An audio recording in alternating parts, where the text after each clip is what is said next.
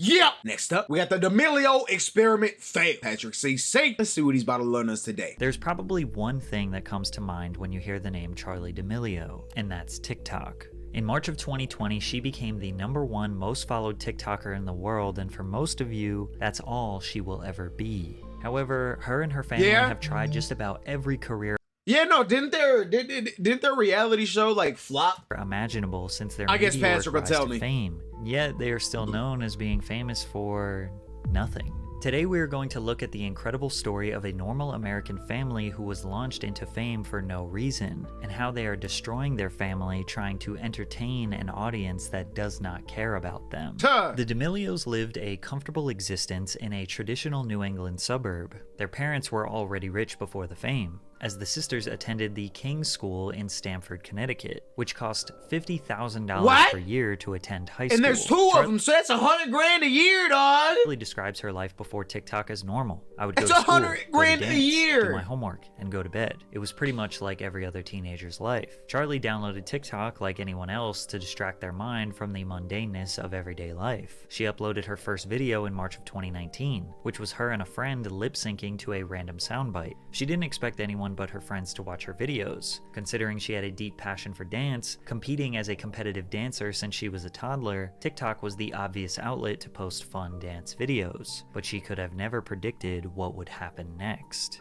In July 2019, on her way to dance class, Charli posted a duet of her following the choreography of a user named Move With Joy. The video instantly went viral, and her notifications blew up during class. I had like 7 followers, but when she picked up her phone after class, she had 2,000. Although Charli claims she never wanted attention nor was trying to be famous. Is Charli the younger one or the older one? After her first taste of virality, she prioritized TikTok She's like the younger someone one, who did right? it as a full-time job. She posted every day, sometimes multiple times per day, and very quickly she gained hundreds of thousands of followers. The Black Lives Matter profile picture, that is so, I remember that. The skilled dancer, it's not like she was doing Jabberwocky's level moves that would impress you. In fact, you wouldn't be able to tell that she was a skilled dancer from the mediocre moves she posted on the app. So why was she so popular? Well, even she didn't know. I wish I could give everyone an explanation as to what happened, but I have no idea. I'm just doing what I do every day and posting it, I guess. It's very insane to me, as it is for everyone else watching. At the time, the app was dominated by young users. TikTok classified more than a third, roughly 16.6 million, of its 49 million daily users in the United States as being 14 years old or younger. Wow. Charli was 15 years old at the time, making her appealing to the age group of the most active users. Since it was working, she just kept posting, kept trying to grow and see what happens. But her being popular became somewhat of a joke. The Charli D'Amelio challenge was a huge trend where people would overreact to her incredibly average TikToks. In a never-ending ironic loop, people were going viral reacting to her videos, which made her even more viral, which led to even more people asking, why is she famous? Making fun of her became an easy way to gain millions of views, but some things she did were genuinely cringe, like her very first YouTube video intro. Hey guys, it's Charli and I'm super excited to be sharing with you my first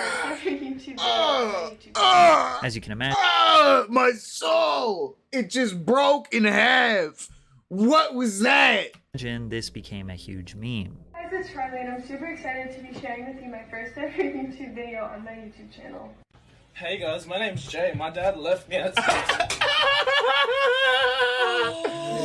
Not many people were He definitely did not intend for that to happen. That was an accident. making money on this app at the time. But in 2019, being a full-time social media personality was a realistic career path. So she definitely had that in the back of her mind and kept pushing along. Then one dance defined the rest of Charli's career. In October 2019, she performed a dance called The Renegade, which was a popular trend coinciding with the K-Camp song called Lottery. The simplistic moves made every teenager on the internet want to give it a try. She was already popular, but this exploded her to over 5 million followers on TikTok. Lottery became the first sound on the platform to reach 20 million videos. If you were unfamiliar with the app, you would think this was the only TikTok dance. Charli would post multiple videos per week doing this one dance. It is now 4 years later, and some people still only know her as the TikTok girl who does this dance. By the end of 2019, she had 18 million followers. Her sister Dixie had a few million followers, and even her mother and father had TikTok accounts with hundreds hundreds of thousands of followers. The Damelio family was a full-blown business now, and it was time to capitalize on it. Charli got to step into Hollywood and voice act in the animated children's film Stardog and Turbo Cat. The family signed to United Talent Agency in January of 2020 and began receiving massive business opportunities. Charli got to meet and collaborate with her idol, Jennifer Lopez. So next week, you guys as a family are going to the Super Bowl. So you have 4 tickets to the Super Bowl, hotels, airfare, you're going to every single event, and you get to go spend time with J-Lo. What up, Kay? What up, Kay? How it going? She was also featured in a Super Bowl commercial for Sabra Hummus.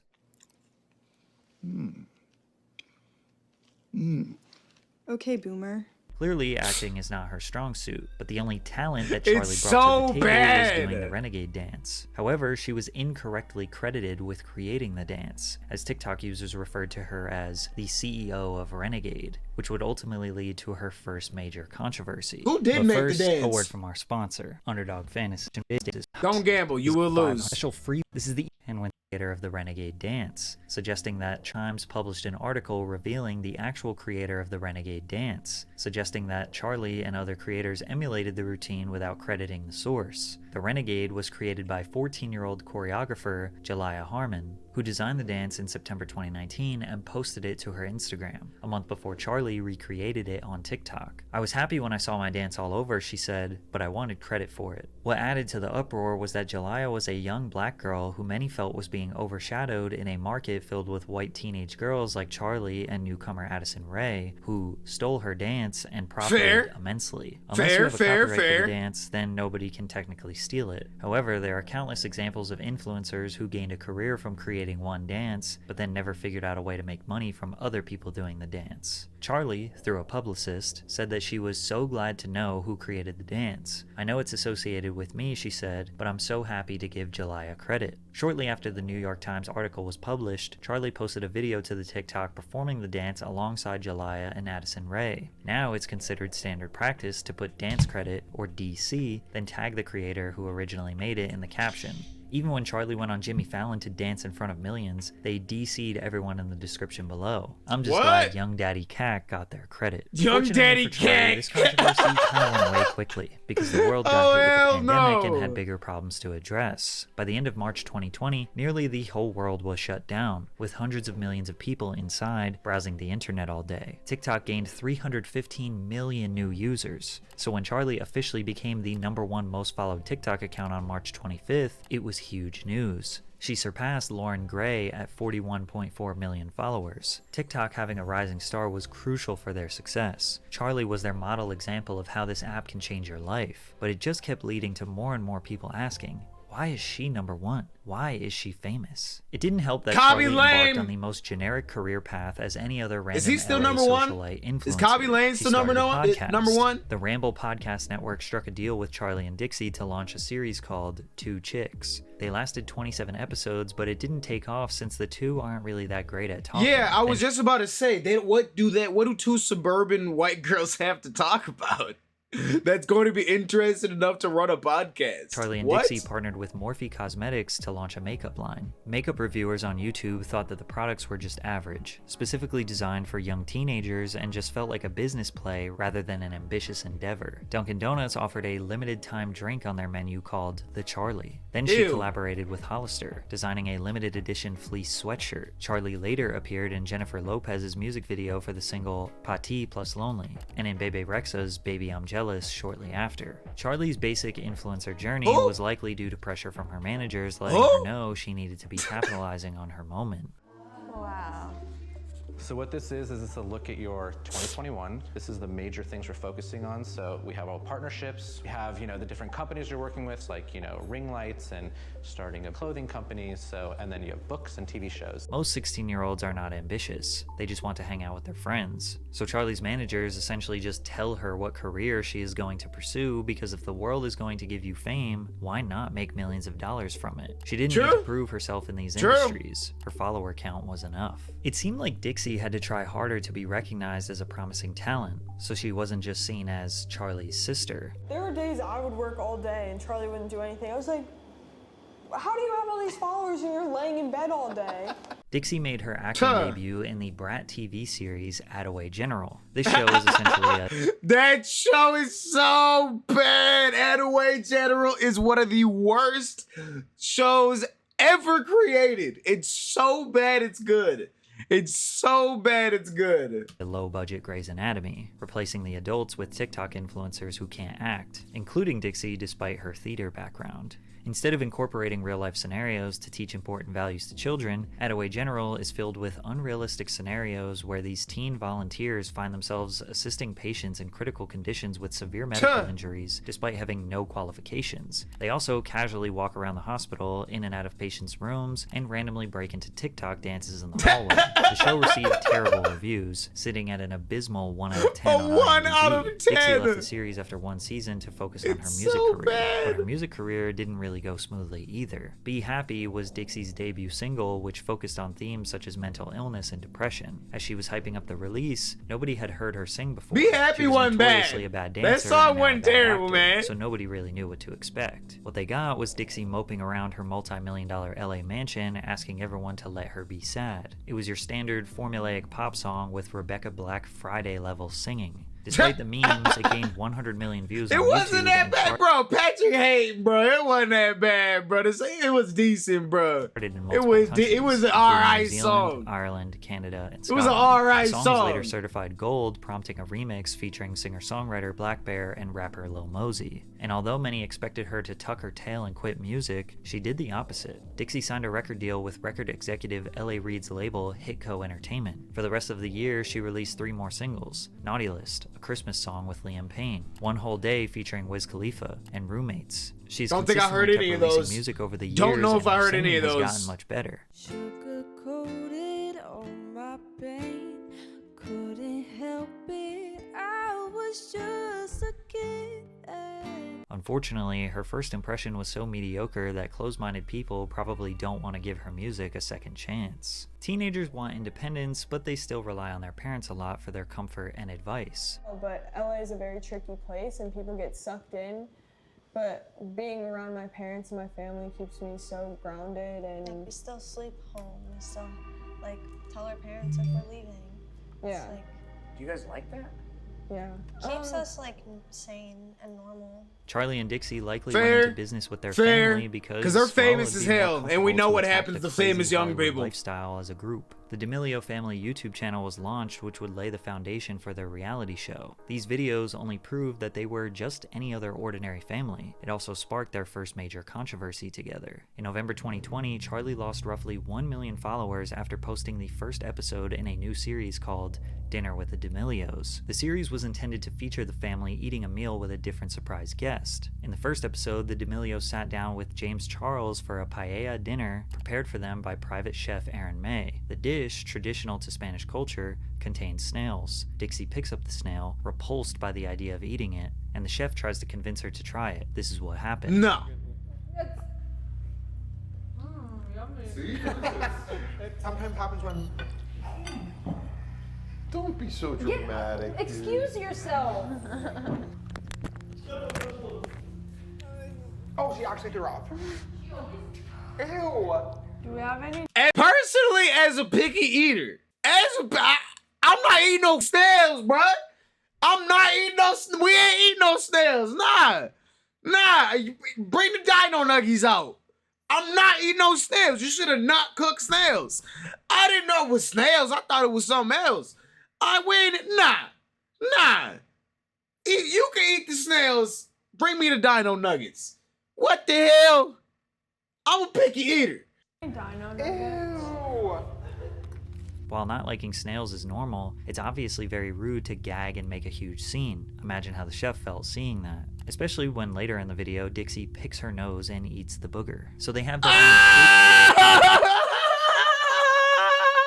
Especially when later in the video, Dixie picks her nose and eats the booger. So they have their own personal chef, and Charlie is asking for dino nuggets, the privilege this girl has. While their father continues to try and have an engaging conversation with James, the girls couldn't be less interested, picking and playing with their food. To cap it off, Charlie made a comment about her follower count that rubbed James the wrong way. Because imagine if I hit 100 mil a year after hitting mil.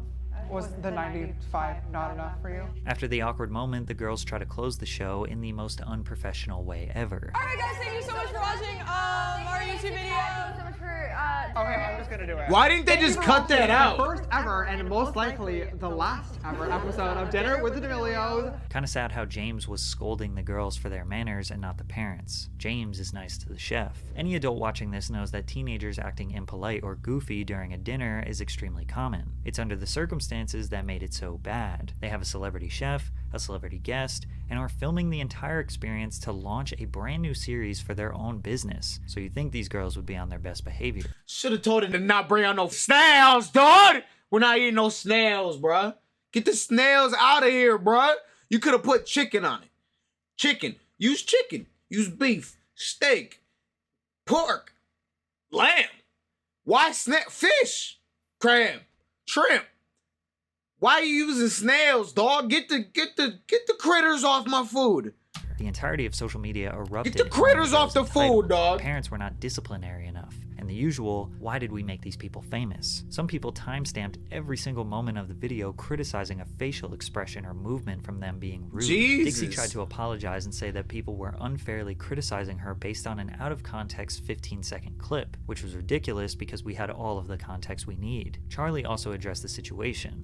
We've since talked to Chef Aaron May, and like, he's not upset. He was in on the joke, so he was like it wasn't a thing where we were being blatantly disrespectful. It was more a thing like... Looking back at this, why the hell were people mad, bro? It was why do people care? Why do you care? What shit even just don't pay attention. What? You joke around with your friends. Everyone on my team is friend and family. It was snails, bro. You eat some snails. I guarantee if you put snails in front of 90% of them people, they're gonna do the same thing.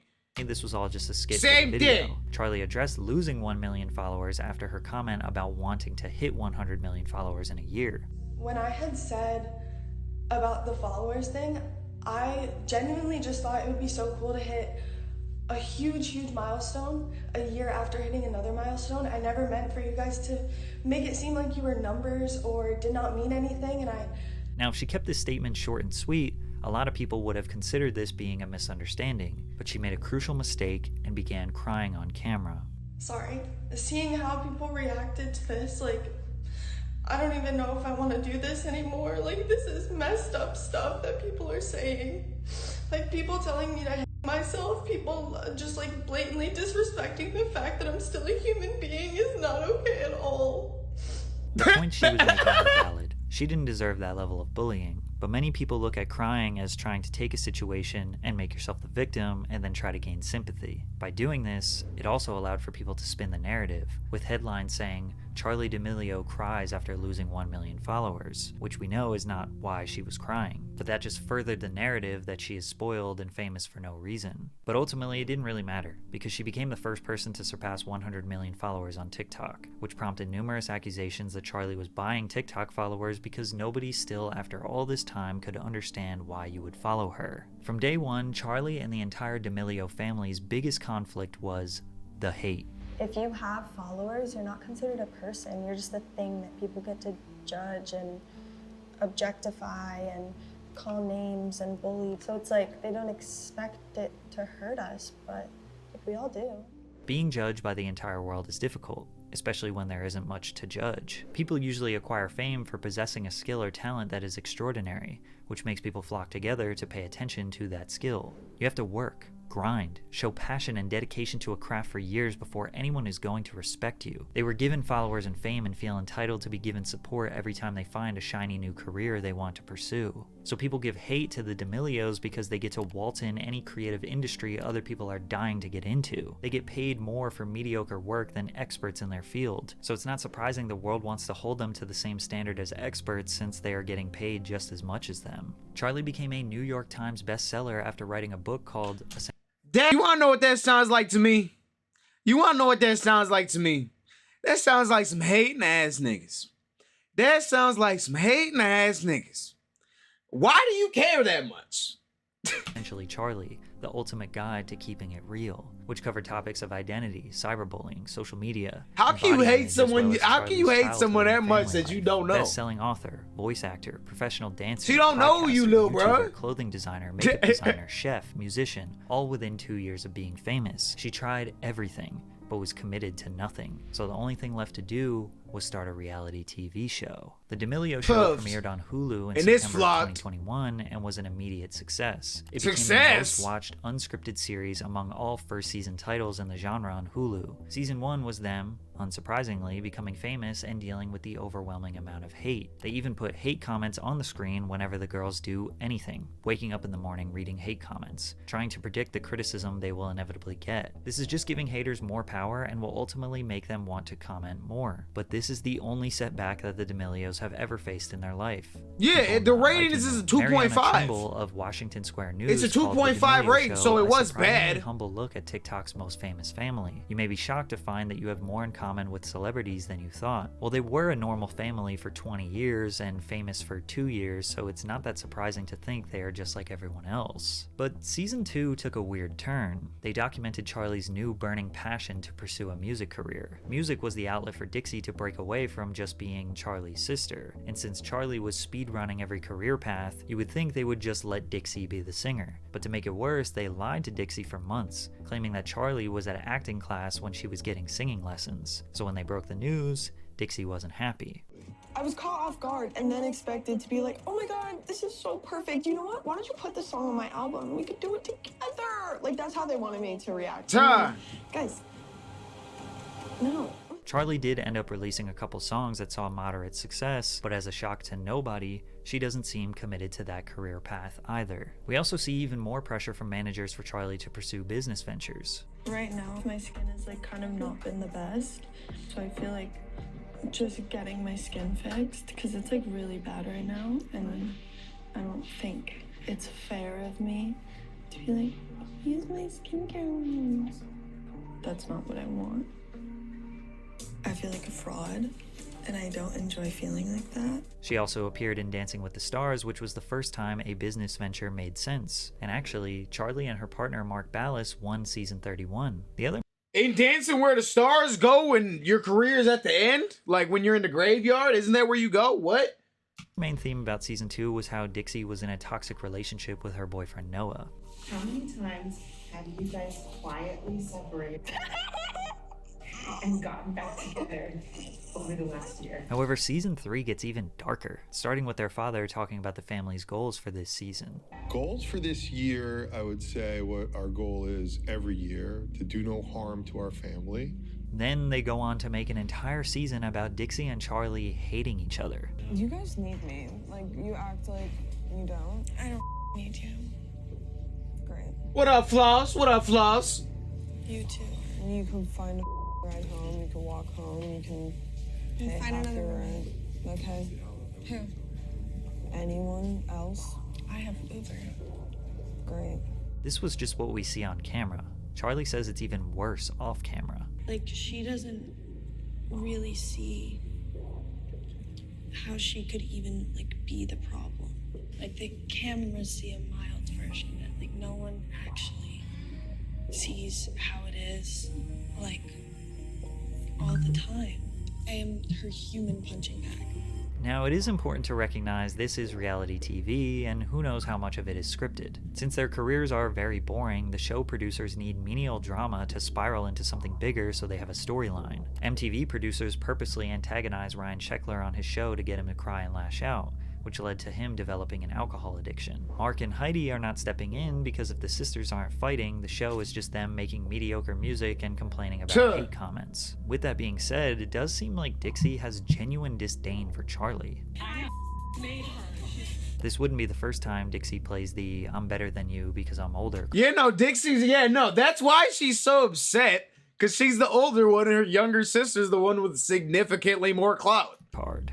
I get, like, for you, it must be really exciting because, like, I always came in first, and, like, now you finally have your time to shine. No, I think it's so cute that you riding on my coattails, like, really worked out for you. No, I mean, like, that was your whole life. I mean, 2 years compared to 18, it's, like, really different. Yeah. Yeah. And again, it's reality TV, so we have to take this with a grain of salt, but kind of seems like this family is destroying itself. But the interest in the Damelios is drying up, because they're just a normal, pretty non-problematic family, which for the sake of humanity is great, but for entertainment, it's stale. All of their controversies are nothing compared to most celebrities, which, again, that's a good thing. The Kardashians maintain their fame through calculated publicity stunts, drama, sex tapes, contractual relationships with men who are A-list celebrities, having children. Reality TV is a soulless industry. Nobody's life is interesting enough to be on display like this. So you either have to intentionally create conflict, or your show gets canceled. We usually deal with celebrity nonsense. Checking out the new Pat CC CC video, and then we're about to check Kanye out the. Then after this, we're gonna check out the Boogie documentary. He disappoints his fans, but he has created so much great music that they will block out his antics and praise his art. Similar things can be said about Shia LaBeouf or even Bam Margera. Even though the Damelio controversies are small and Charlie is pretty unproblematic, most people don't rush to her defense because she is known for TikTok dances and brand deals. Nobody's gonna be like, I'm gonna ignore the Charlie controversy because she drinks Dunkin' Donuts coffee so well on her TikTok. It seems like this family is trying to force themselves to be something they are not, and it may be destroying them. Forbes reported Charlie made $17 million in 2021, and their family company is worth $100 million. They have won the American dream. The already rich family got even richer. These days, Charlie's comment section is flooded with people who say she fell off. She doesn't get millions of views and likes anymore. First it was famous for no reason, now it's not famous enough. It's never going to end. Ignore the hate comments. Why let Hollywood destroy your family for their entertainment? Well, shit. Patrick CC done learned us something today.